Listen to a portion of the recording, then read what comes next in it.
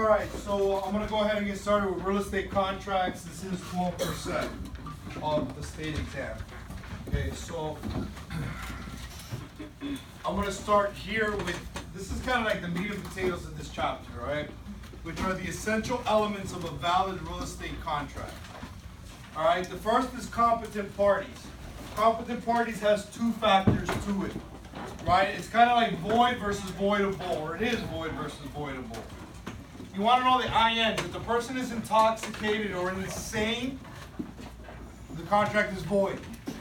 The question on the state exam, as I understand, as it comes under competent parties, has to do with voidable, which is the minor. Somehow they sell to you a minor, gets in a contract with this little old lady, right? And somehow they sell to you that the little old lady is the one at the disadvantage, right? No, the one at a disadvantage is the minor. And the minor can choose to divest himself of the contract. He can choose to remove or continue with the contract at any point. Therefore, it is voidable. Offered acceptance, there's not a whole lot to this, right? There was an offer, there was an acceptance. Nobody pulled out a gun and said, sign here. Legal purpose as well, not a whole lot too. We can't be putting a contract together, let's say, to defraud the lender, right? And the I is the one that's most important, right? They have this question that is, what is the statute of frauds? And everybody thinks, well, fraud, it's a deceitful act, right? No, but the statute of frauds, what it does is it tries to avoid fraud by making certain contracts be in writing and signed. All right? And those contracts are as follows. POD, P-O-D-L-L, purchase and sale contracts must be in writing. Option contracts must be in writing. Deeds and mortgages, which are instruments of conveyance, must be in writing. And then leases and listings for more than 1 year must be in writing and signed. Say the last two again? Leases and listings. No, after options. After options, deeds and mortgages, which are instruments of conveyance. And the last one? Leases and listings for more than 1 year. So let's go over them again. Purchase and sale contracts, option contracts, deeds and mortgages, and leases and listings for more than 1 year, all must be in writing and signed. That is the statute of frauds. Don't fall for the deceitful act. Okay, statute of frauds has to do with whether a contract is in writing and signed. Does a 2-year or more lease have to be notarized? 1 year or more must be in writing. 1 year more in writing, but does the 2-year have to be notarized? They do not have to be notarized. But now here's the thing is, when a lease is for more than 1 year, a lawyer or the landlord must handle the transaction. Can it be? And most of the times they are, yes. Legally, does not have to. A notarization is a private individual wanting to say that this was a free act and somebody witnessed it in case of a lawsuit. But Florida's not going to mandate any instruments to be notarized. Only because I had an attorney say it had to be notarized. You wanted it, but now I'm telling you that legally you had to do different things. Alright. Now, authority of licensees to prepare contracts. These 4 contracts you see up on the projector on the TV are contracts that we can literally put together but in Scratch. Okay? I can open up a Microsoft Word document and type up a listing agreement, a buyer brokerage agreement, a sales and purchase contract, and an option contract. All of these can be prepared from scratch. All right? Typically, we use fill-in-the-blank forms. We don't use this from scratch. And the other ones that are not up here, we use a fill-in-the-blank form, which is provided to us by the Florida Association of Realtors in conjunction with the Florida Bar. All right? Going over this. Statute of limitations. So contracts that are written can be enforced in court for 5 years. Contracts that are parole or oral can be enforced in court for 4 years. Okay? So let me put together a situation. You guys tell me what you think. I get into an 18-month lease with Raul on a handshake, right? I agree to rent him my condo for 18 months. And 3 months later, I'm not keeping my end of the bargain. The AC goes kaput, and I decide I just don't want to fix it. What would a judge decide based on what I just told you? You don't have to fix. He has to. No, it's about 4 years. He doesn't have to fix. Yeah, but we had an 18-month lease agreement that wasn't in writing. The judge is gonna say, I'm not gonna hear this. It's unenforceable is the correct answer. Yes, it does not contain the essential elements of a valid real estate contract. Therefore, it's unenforceable. So that's what they're gonna do. They're gonna give you one side of colic, right? And then they may give you the statute of limitations. They sell you on the fact that it was kind of immediate. So it covers under the statute of limitations, but it isn't covered under the statute of frauds, for example. And it's not enforceable because it's a lease over a year. That was verbal, and it had to be in writing. A judge is not gonna hear out a verbal If lease it was like for agreement. 9 months, he would be in the right. He would be in his right. Alright. Well, say that last part again. If it would have been a 9-month lease agreement that we had a handshake on, and I didn't keep my end of the deal, then a judge would hear out Raul's complaint. But how do they even enforce that if it's just like a handshake? Yeah, that's a very good question, right? They're willing to listen to it, but you better have maybe witnesses or some sort of exchange, checks cash, you know, things along those lines. Yeah, hearsay is hard to present in court. So we talked about void versus voidable, right? The last one is unenforceable, which is what I just gave you a scenario on, right? It doesn't comply with the statute of frauds or exceeds the statute of limitations, right? So in this case, it didn't comply with the statute of frauds, but we were within statute of limitations. The 9-month oral lease would have complied with both, all right? Formal versus informal. Formal written, informal oral. Bilateral versus unilateral is what you want to know for state exam purposes. Bilateral contracts obligate two parties to do or not to do certain things. Okay? So a sales and purchase contract is bilateral. The seller's going to do certain things to get it to closing, and so is the buyer, right? The buyer may have to apply for financing, apply for the HOA. The seller has to provide evidence of title, has to give access for inspections. Both parties have to do or not do certain things. An unilateral contract obligates only one party to perform. In real estate, there's only two types of unilateral contracts: option contracts and open listings. All right, so option contracts, let's just talk about it now, it'll pop up later. Most common option contract is rent with option to buy. Okay?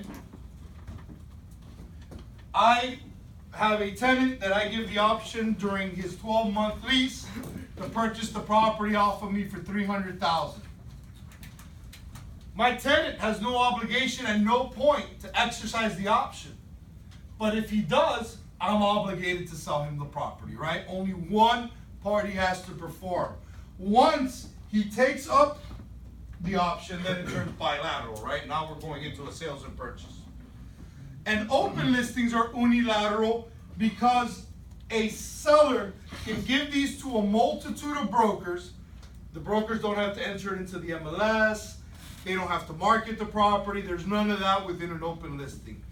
But if one of the brokers who has this open listing does in fact bring a buyer to that seller, the seller has to perform and pay the commission. An open listing can be as simple as a for sale by owner placing in, let's say, Zillow, that he's willing to pay 3% to a broker who brings him a buyer. That's an open listing on its own. Express versus implied. Right? So express, there's an agreement, there's a meeting of the minds, whether it be written or oral. And implied, the obligations and conditions are not stated, but it may be reasonably implied. So for example, I'll give it to you non-real estate, and then I'll give you a real estate example. Go to a bar, right? and there's a drink menu with the prices next to them.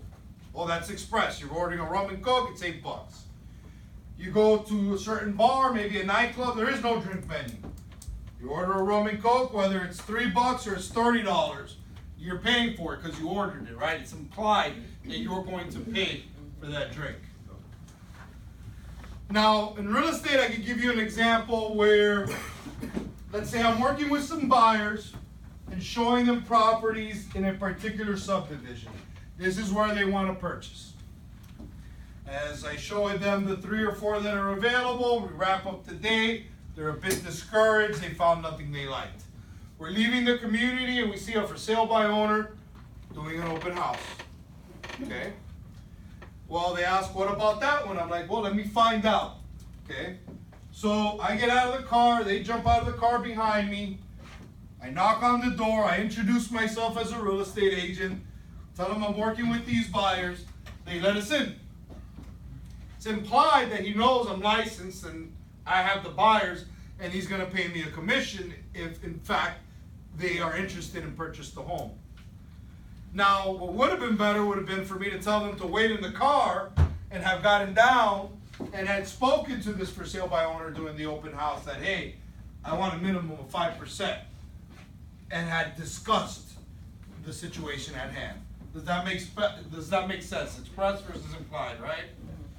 Plumber, you know he's coming to do a certain job. Usually they tell you what they charge by the hour.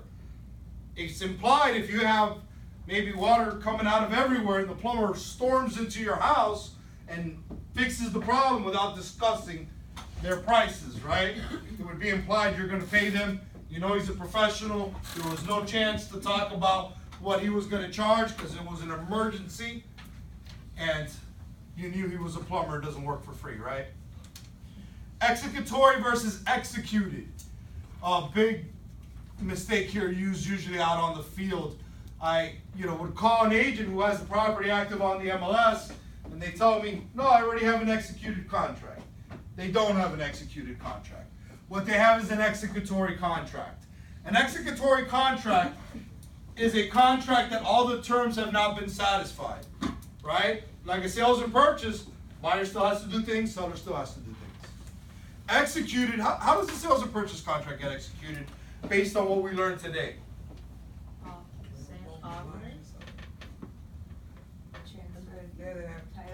Acceptance. Grantor, competent, signs the deed, he voluntarily delivers it, and the buyer accepts it. That's how we close out a sales and purchase contract, right? By the buyer and seller signing off on the deal. No, by signing a sales and purchase contract, it's not executed, it's executory. Executed would be when the contract is finished, finalized and finished. Oh, like completing the purchase of Of the home, by the grantor signing, delivering, and accepting.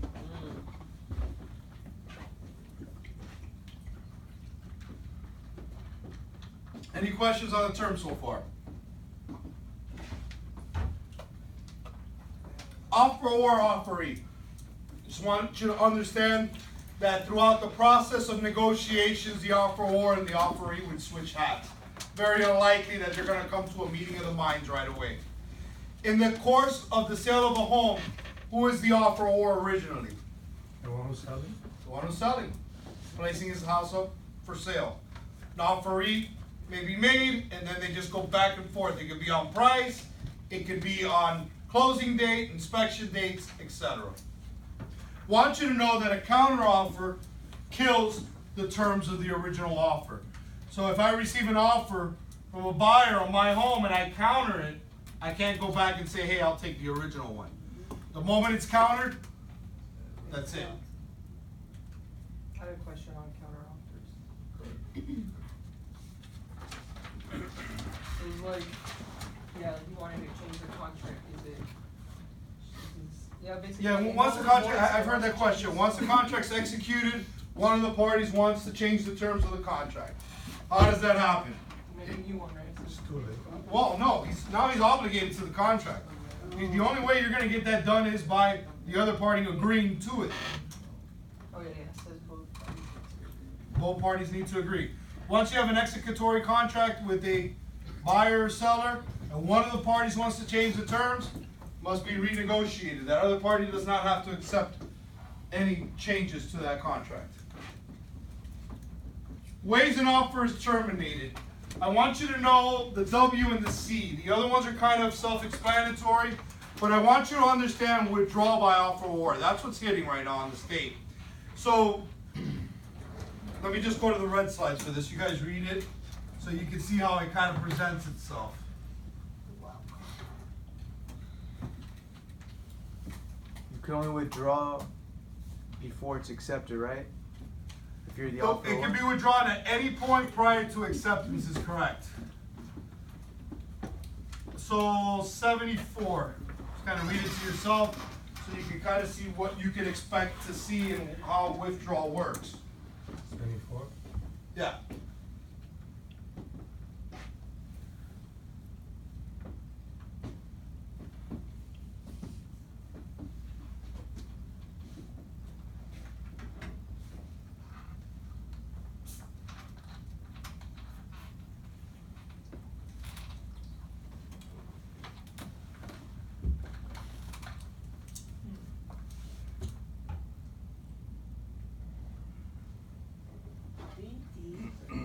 D? B? He gets somebody to cancel it, right? He can withdraw at any point before they accepted that second offer. Withdrawal of offer? Yeah, withdraw by offer award. So the first one was kind of too late. He preferred the first one anyway. They reached out to him and gave him the acceptance of it. However, on the one he just sent, he hasn't heard if they've been accepted it or not. So he can simply withdraw it. From that one, the second one. Yeah, just call up that other agent and say, hey, take my offer off the table.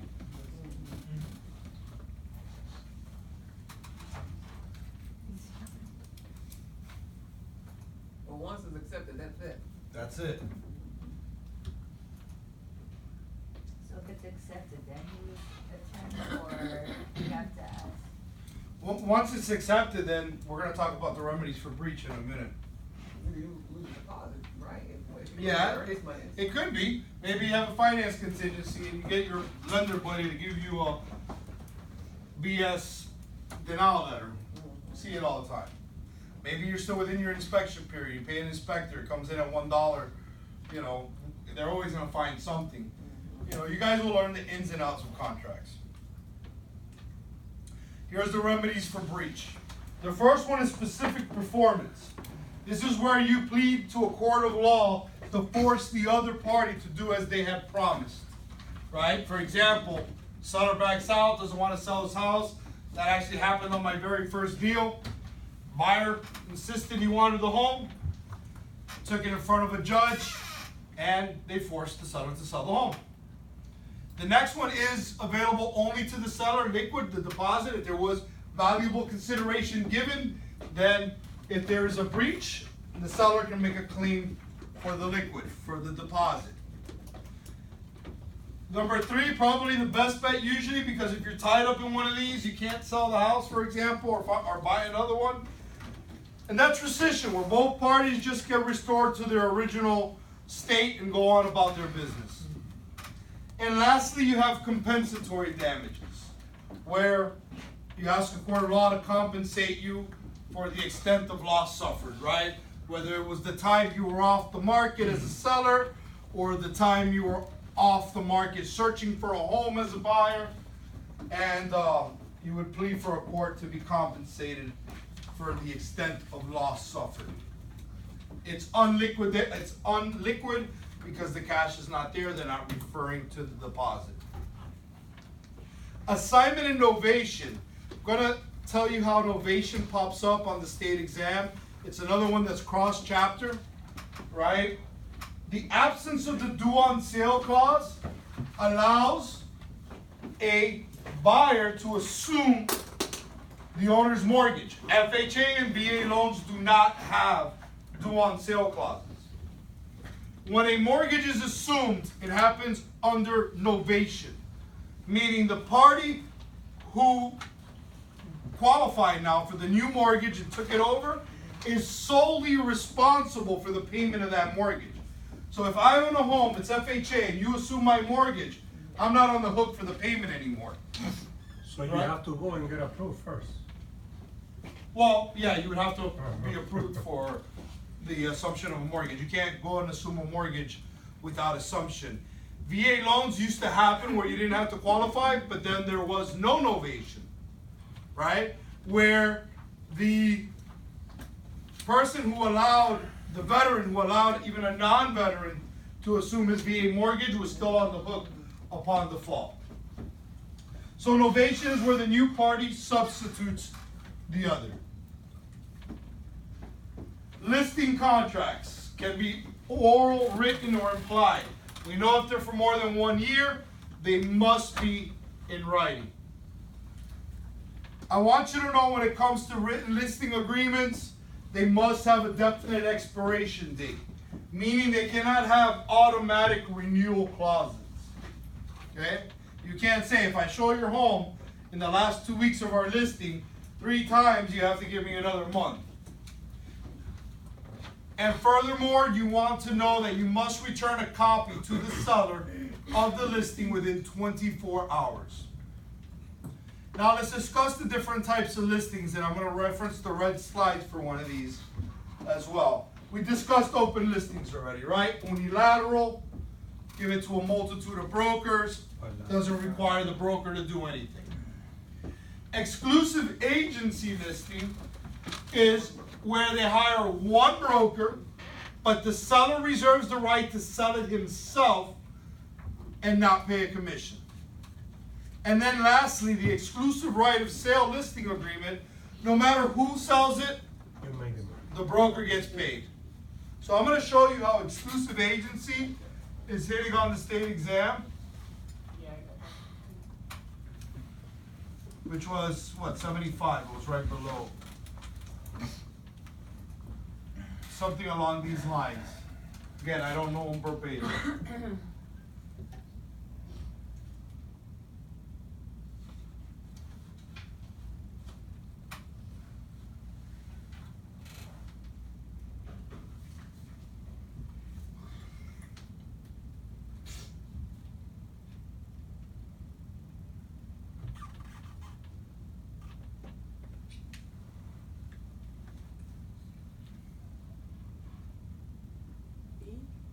What?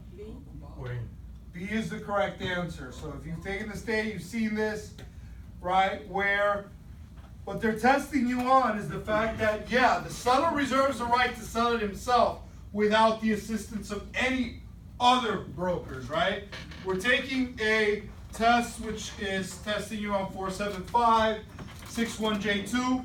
If these guys were realtors, there may be a different obligation here under the ethics, right? Where we should cooperate with each other, it would probably split it, but then again, we're not taking a realtor exam, okay?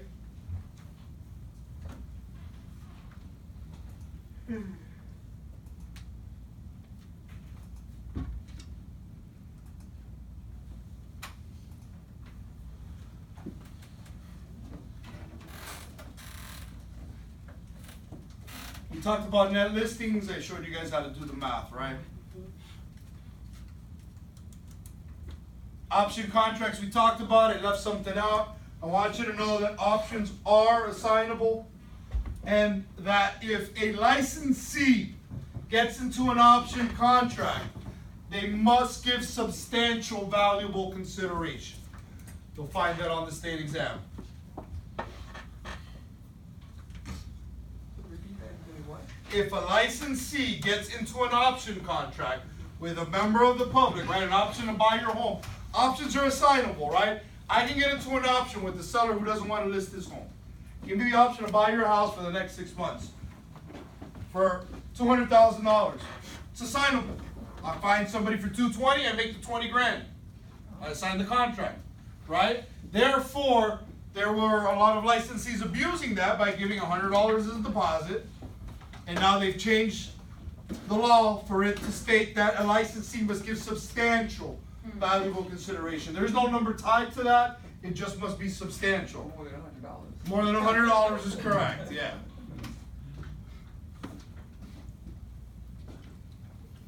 You said for an option contract? The licensee must give substantial valuable consideration. All right, signatures. When it comes down to the statute of frauds, the sales and purchase contract must be signed, right? If a property is owned tenancy by the entireties, both parties have to sign, right? But can anybody explain to me why both signatures are required when somebody is married, the property's homestead, but it's in their name only? Is it just because they died, or? It's because of the legal life estate, correct? The remainder estate that can be left to that other spouse, they're relinquishing that right and therefore must sign also. So both parties have to sign. In a homesteaded property owned in servality, the spouse has to sign if they're married. I got two questions, and it was like, they both have to be married and sign. If I they're mean, both- they're married though. They If both- they're married, they're both on title. Everybody on title has to sign, right? But in this case, only homestead property, right? If it's not homestead, the spouse doesn't have to sign. Homestead property, primary resident, owned by one of the married couple, the other one is not on title, the other one has to sign because of the legal life estate. And then, I'm gonna end chapter 11 with disclosures. I want you to understand one thing, because they'll do their best to pry this out of you.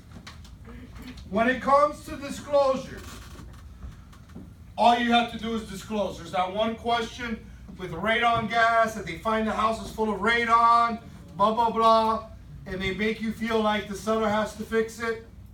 Seller has to do nothing. He did his job by disclosing.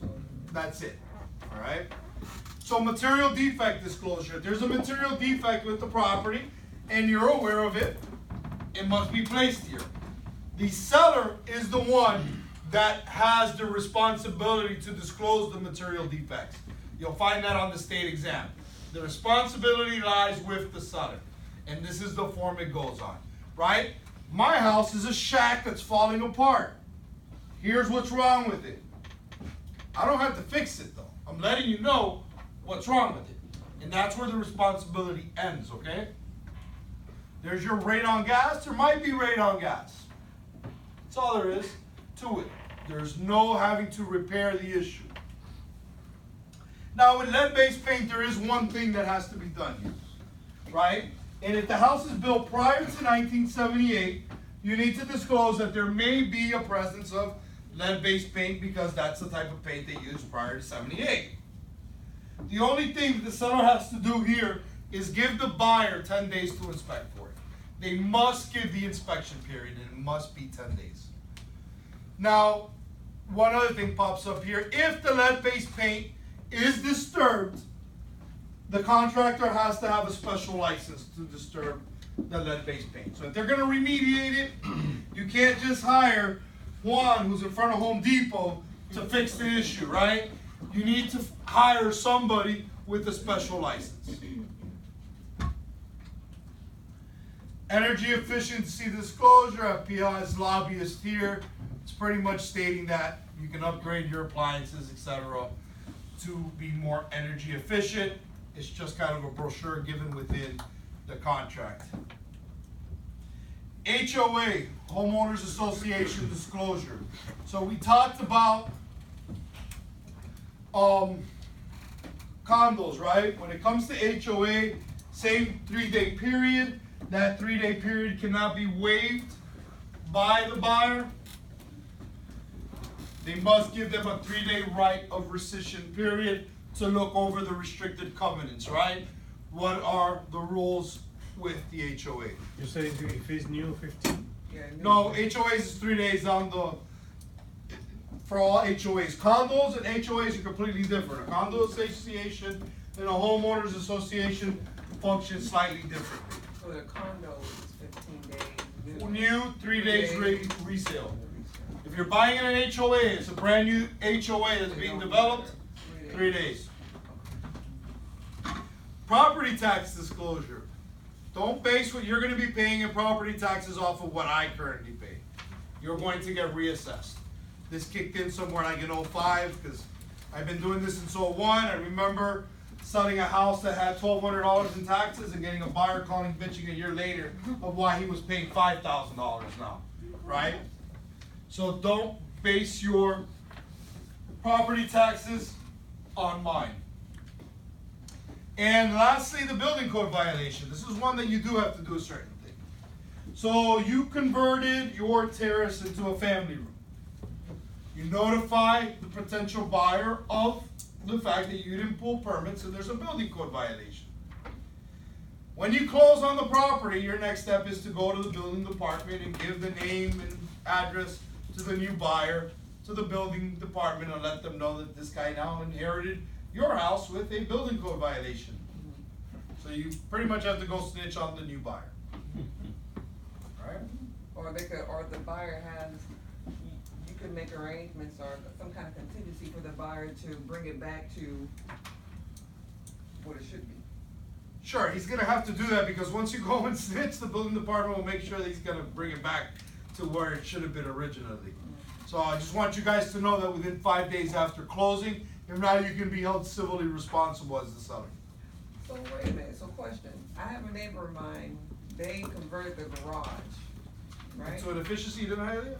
No. But converted, so they took a portion of the garage, maybe 1/3 of it, and made it into an office and left the front of it as like storage, right? Yeah, I've seen that. They're selling the house, but they're selling the house saying that there's an office.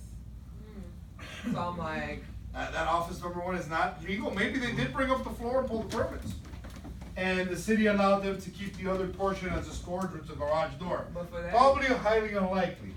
But for that example, let's say, that's what I thought, so, as a realtor, cause I was thinking, oh my God, I wonder how that realtor, you know, they advertise it as an office, so technically, as a Start off realtor, with the wrong foot right Not there. supposed to do that, right? Absolutely not. That's what I thought. Unless it's been legally converted, which I highly doubt. I don't think so, because it was a weird setup, it's like, it's not even half. They just put a partition and then they, you know, I've seen it where they'll convert it into like an efficiency and they leave the garage door and enough space just to put paint buckets, right? Yeah. You see That's that as what it well. was, yeah, And the HOA needs to approve that. yes, we are, that's why I said I. Yeah, usually that's another thing, with the restricted covenants, they don't allow that type of stuff. Exactly. Usually if you, outside of Miami, I really haven't seen it here, but once you get to Broward and other Yeah, we places, live in Broward, that's why I the said garage can't face the street, it's gotta face the side of the house. Yeah. They really get strict with some of these. So the advertisement, I was thinking, oh, the realtor or the agent, the sales associate that listed that, they listed it. Yeah. They should have done their due diligence on, hey, did you pull They the should permit? know